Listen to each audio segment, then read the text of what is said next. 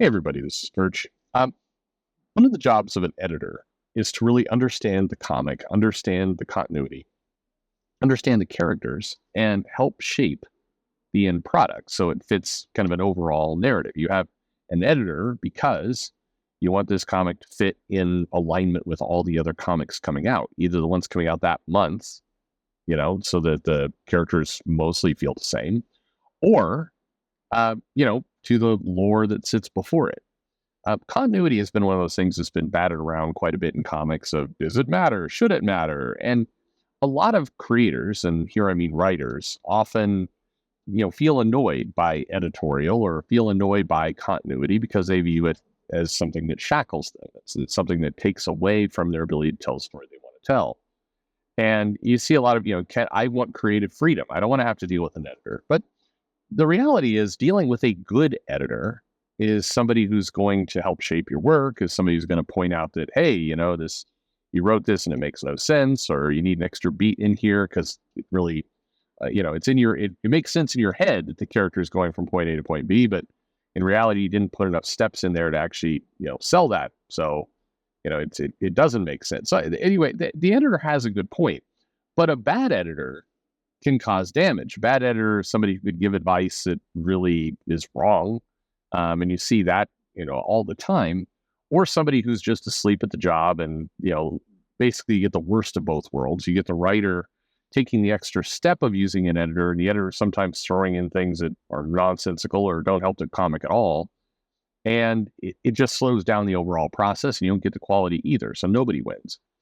But generally speaking, if you have a good editor who's on top of things, who understands they need to not suppress the writer's voice, they still need it to sound authentic, and you hired the writer for a reason, and simultaneously puts up some nice guardrails or structure that allows the comic to fit into the bigger narrative, you have a win. Now, if you're doing your own comic on the side, arguably an editor kind of changes a little bit. The editor is best used to, look for typos, look for kind of story structure problems, etc. But an editor for a Marvel or DC, their job is to protect the line, the overall bigger story. And I've talked to a lot of editors over my time, and I can't help but notice that as as I've gotten older, a lot of the editors see that part of the job as less and less important. The part of the job where you're supposed to make sure everything connects together, and that if you're got somebody doing Avengers, that the storyline of the Avengers makes sense. The writer's like, hey, I'm just going to have them working out of their base in Chicago. It's like, no, there's no Avengers base in Chicago. If you're going to introduce that concept, you have to introduce it. You just can't have them hanging out there like it's a WeWork. But anyway, but every now and then you come across editors that and I I found myself getting super annoyed by this page, and it's page in Phoenix #2 by Stephanie Phillips, and I posted on the community notes, but I'm going to go into it here. And the editor is basically the last page in the comic. And the editors they haven't got enough email in yet, or they haven't had ChatGPT write it for them. And so they the editor is making some notes here about the book, and the intention is it's going to get the reader kind of excited about what's to come, or the editor's voice of what's happening. And the whole note is wild and stupid, and I'm not going to pick it apart line by line, but I'm going to read it to you in a dramatic voice. But when you remember that this is the editor, it does get infinitely worse, because on this page, the editor shows that she really has no concept of the comic and the character, and it is or anything else. That it just the editor really does not understand the subject matter, because with every page or with every paragraph, we learn more about how the editor views a character, and it's just wrong. And you can see this in the comic. The comic itself is bad. There's an overabundance of the kind of the very classic girls can show no weakness whatsoever. And Jean Grey is unlikable in this comic. She basically runs around complaining at everything. Everything is exhausting. You can feel the character being exhausted. Corsair shows up. She saves Corsair from death, and she's like, "Ah, damn it, you!" So I guess I got to talk to my, in theory, husband, boyfriend, whatever Cyclops is at this point. And then she's pissed at him. She's like, "Ah, what are you doing here?" And then she's even making comments to herself, like, I never thought I'd miss Scott's shitty coffee, but here I am, exhausted. And it's just like the character is this unlikable. And I know the phrase "girl boss" is what they use, but it's not. She's unlikable. The character just comes across as pissed at everything. And when you have a hero, somebody you're trying to explore the stars, how many characters just waked off by everything is not good anyway. And then Corsair is written like, did you read any of the comics of the last 10 years? Like the Corsair's like, I know you're a piece of shit. And Cyclops like, I don't trust him. He's a piece of shit. I thought you went into space and actually both as a child and as an adult to bond with your dad. And you largely did. And in the last run, you invited them for dinner and you were restoring that whole bond. And Corsair has made up for his roguish ways on multiple occasions. There's no indication it's like, that guy's a piece of shit for a band. Like, anyway, the whole story, well, I can go on and on. Anyway, this comic sucks. But you start to understand better when you read the editor note, which indicates that the editor has no concept of what's going on in the comics or the character that she's editing. So we'll read this. It says, it just jumps right in. Sometimes I feel like I learned everything from the X-Men. This opening sentence would prove to be very ironic. By age 8, I wandered up to my father and asked him what communism was. Thanks, Colossus. Okay. By the way, if you read the X-Men for long periods of time, Colossus was not running around as a communist. In fact, anyway, whatever.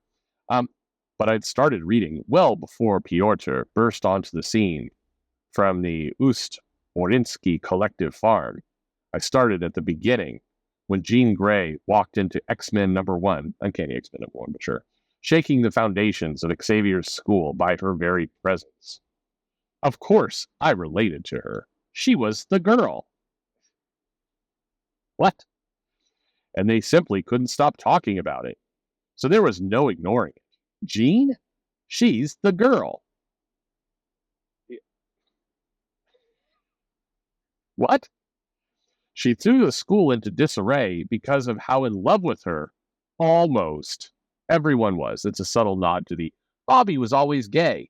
Because, again, if in the minds of these lunatics, if you say, hey, girls are icky when you're 10, then, clearly gay.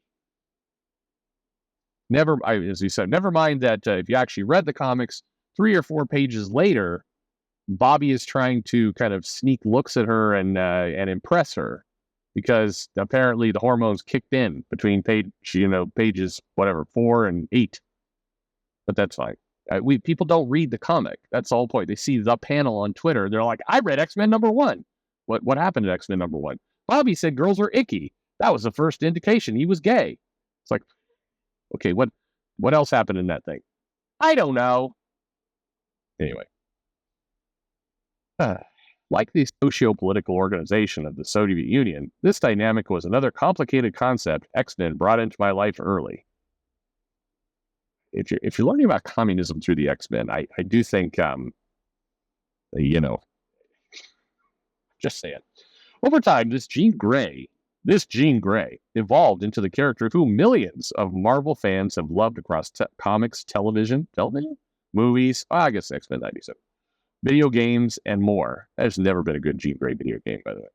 A graceful, dedicated, imperfect person, both burdened and raised to glory by incredible power, both their own mutant, telepathic, telekinetic abilities, and the awesome, overwhelming entity that is the Phoenix Force, which destroyed her from within and created kind of a clone version of her. But yeah, sure.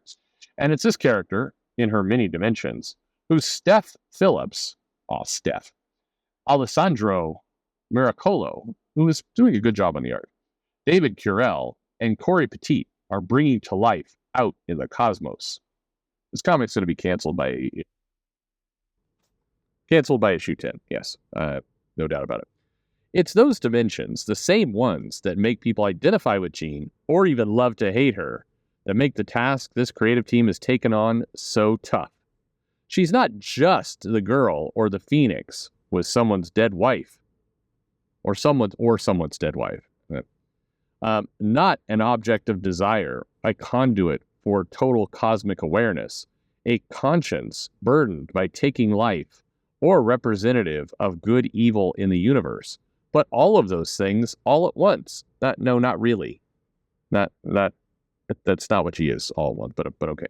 Meanwhile, though sometimes we might forget, the character is ideally a human being. That is something that no real person can remotely begin to conceptualize. What? But I also think it's what makes Jean so compelling to so many readers.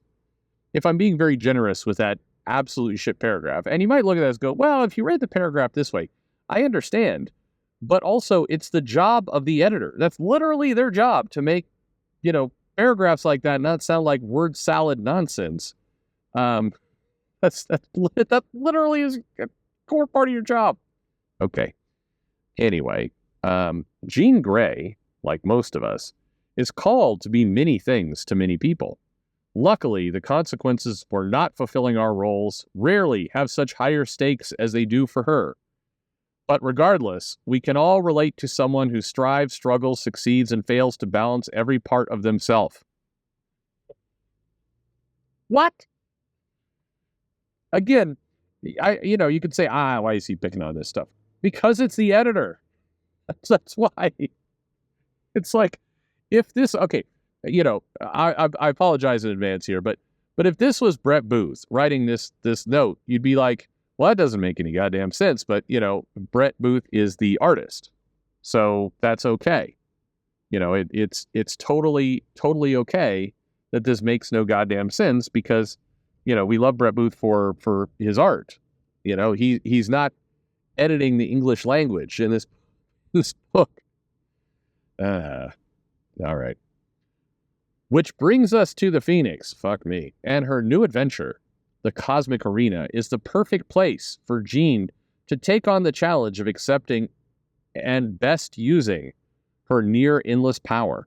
After all, she is fire and life incarnate, an entity for whom the sky is nowhere near the limit, but she's also trying to reconcile those roles with her fundamental humanity. Now she's in space, and anything could happen next. And then they put a little image of her looking exhausted, and it's in the comic. This panel is it's basically written of Jean Grey is fucking awesome and is solving everything, and the world is just pulling stuff out of space and everything else. But her human side is tired, and she desires coffee, but not that shitty coffee Cyclops makes, because fuck that guy. And so you're doing. It's so painful. I bring this up because you just have to wonder, like, again, this is the editor of the comic, and it's one thing to say, we shouldn't be hard on people. And yeah, we shouldn't be hard on people, but at the same time, you want this stuff to be good. For example, if I was portraying myself like a competent, good, narrator on YouTube, then you could very easily say, yeah, his production quality looks like shit. He's recording while driving around in a car, and he didn't write down a script. I mean, this is clearly amateur hour and shitty. And I'd say, you're correct. It is. But I'm not being paid by the largest company in comics to be a world-renowned broadcaster. If I was, I should get fired, because I suck at that. I don't know. I mean, goddamn. It's easy to dunk on Marvel and DC. It's tiring. Don't you get tired of it? I mean, like, God, we just want to love these characters, but part of loving these characters is these characters need to be written well and not have nonsense kind of thrown out of them. And when you have a full-time, staff, not a person on contract, staffer employee, basically writing a clear narrative that is insane, it's hard not to get sucked right back into that what the fuck is going on place. So anyway, what do you think? Being too hard? I'm being too hard on her. That's fair. But goddamn it, this comic sucks. Whatever happened, some really good art. So I hope that artist has a great career in front of them. I hope they're treating the artist well and not lowballing them for terrible page rates. But oof. This comic features Thanos' Black Order. And again, this is meant to be one of the most threatening villain sets in the universe and was in the MCU as an incredibly threatening villain set that went toe-to-toe with the Avengers. And this comic, it's like, it's the worst of both worlds. They immediately start mocking them. They're like, oh, it's those dumbasses, the ones who are always kissing Thanos' wrinkly ass. Ah, Jesus, I guess we got to deal with these dumb fuckers. And then also, Jean Grey, who in that page and throughout the comic is regularly described as endless power, infinite power, can do anything, is just like, there's no limits to her. And then she shows up, she's like, oh, fuck, I don't know how I'm going to stop these guys. The guys I was just saying completely and absolutely suck and have no abilities whatsoever and are basically kissing Thanos' ass. And I don't know. With my infinite power, I'm not sure how I'm going to be able to tackle these guys. What is even going on? Anyway, thanks for listening.